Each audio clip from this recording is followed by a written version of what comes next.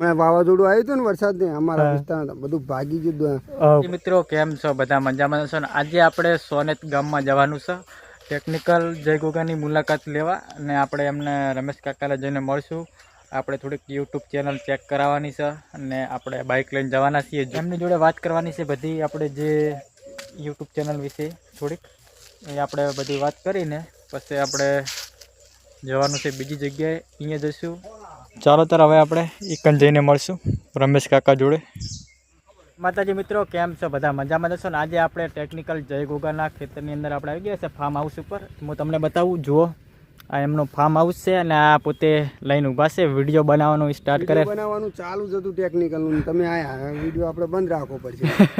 એવું છે એમ? બંધ રાખવું પડશે? ટેકનિકલ વાળા છે ને ભાગેલું રાખીએ સ્ટેન્ડે। જો હમણાં વાવાઝોડું આવ્યું હતું ને વરસાદ ને અમારા વિસ્તારમાં બધું ભાગી ગયું। બધું ભાગી ગયું? મંગાયું? પાછું મંગાયું? કાલ આવી જાય। કાલ આવી જાય એમ ને? કાલ આવી જાય, કાલ લગભગ બાબર આવી જાય, લેવા જવું પડશે। કદાચ મેળ આવશે ને તો મને ફોન કરજો, હું લઈ આવીશ। એટલે હું કને જ રહું છું, હું જનવાડાને ગામની અંદર રહું છું। અહીંયા પાક બોધેલો છે અને ઈકનથી બાબર ઢુકડું પડે છે, એટલે મને ફોન કરજો એટલે હું લઈ આવીશ। મારું દરેક ઓનલાઈન મારે મંગાવું ને જ્યારે એમેઝોન માંથી, એટલે ભાઈ અહીંયા રાધનપુર થી બાબર રૂટ ઉપર વચ્ચે રહે છે અને હું તો 25 કિલોમીટર દૂર છું, બરોબર?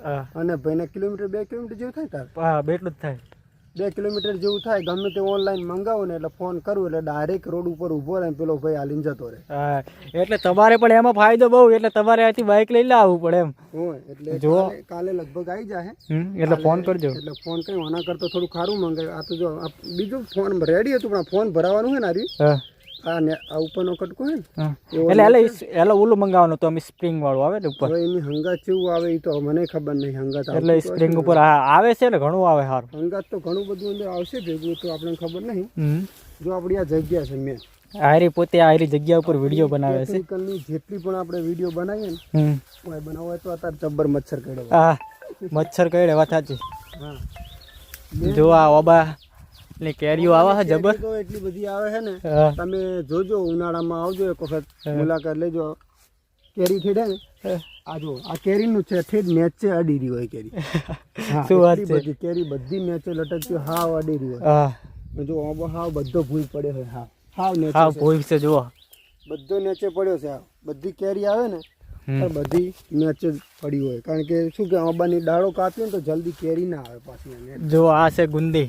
ગુંદીના મને ગુંદા ખાવાનો ખૂબ શોખ હતો। હા, ગુંદા તો એટલે અમને બહુ ભાવે। હા, આ ગુંદીના ગુંદા ખાવાનો મને ઠેઠથી શોખ હતો અને મારા ગુંદી મારી જ વાયેલી છે।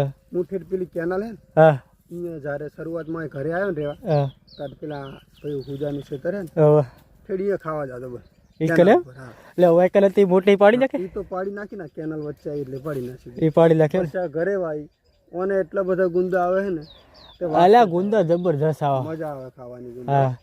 અને એમાં પાછું જો ફ્રીજ હોય ને, ફ્રીજમાં ખાવાની જ મજા આવે, ઠંડુ એકદમ કરીને ઠંડુ। એટલે પાછું આમ સવારમાં આપણે ખાઈએ ને, સવારમાં વહેલા તોય બહુ સારા લાગે। લાઈટ આવી ગઈ, મારે કોઈ ચિંતા હવે તો ફ્રીજ લાવી દે તમે।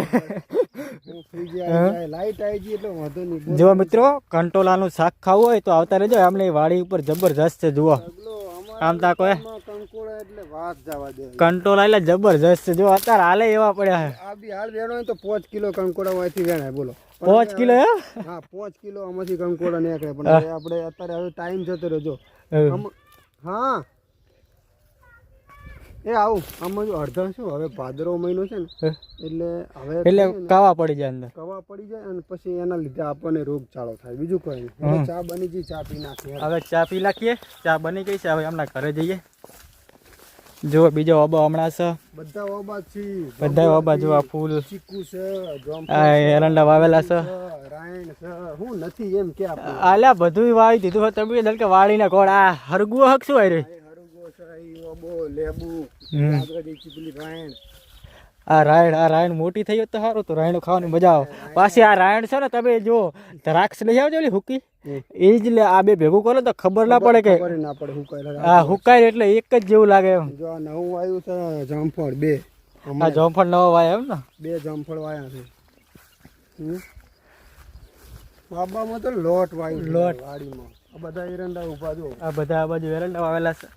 પાણી થોડુંક નુકસાન થયું, 50% બળ્યા છે, 50% બળી ગયા એમ ને। આ જો આ ઓબા હ, હવે તારું ઉમેરવાનું આગળ કટમાં ભાગમાં, વિડીયો ગમ્યો હોય તો લાઈક શેર અને સબસ્ક્રાઈબ કરવાનું ના ભૂલતા.